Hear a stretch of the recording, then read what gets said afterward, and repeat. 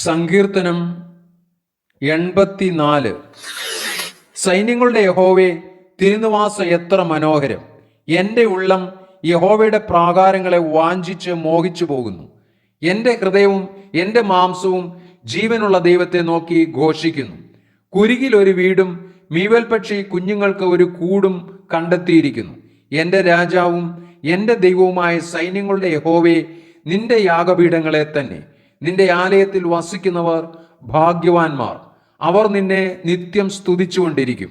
ബലം നിന്നിലുള്ള മനുഷ്യൻ ഭാഗ്യവാൻ. ഇങ്ങനെയുള്ളവരുടെ മനസ്സിൽ സിയോനിലേക്കുള്ള പെരുവഴികളുണ്ട്. കണ്ണുനീർ താഴ്വരയിൽ കൂടി കടക്കുമ്പോൾ അവർ അതിനെ ജലാശയമാക്കി തീർക്കുന്നു. മുൻമഴയാൽ അത് അനുഗ്രഹപൂർണമായി തീരുന്നു. അവർ മേൽക്കുമേൽ ബലം പ്രാപിക്കുന്നു. എല്ലാവരും സിയോനിൽ ദൈവസന്നിധിയിൽ ചെന്നെത്തുന്നു.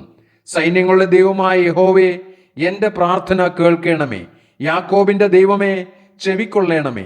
ഞങ്ങളുടെ പരിചയമായ ദൈവമേ, നോക്കേണമേ. നിന്റെ അഭിഷിക്തന്റെ മുഖത്തെ കടാക്ഷിക്കണമേ. നിന്റെ പ്രാകാരങ്ങളിൽ കഴിക്കുന്ന ഒരു ദിവസം വേറെ 1000 ദിവസത്തേക്കാൾ ഉത്തമമല്ലോ.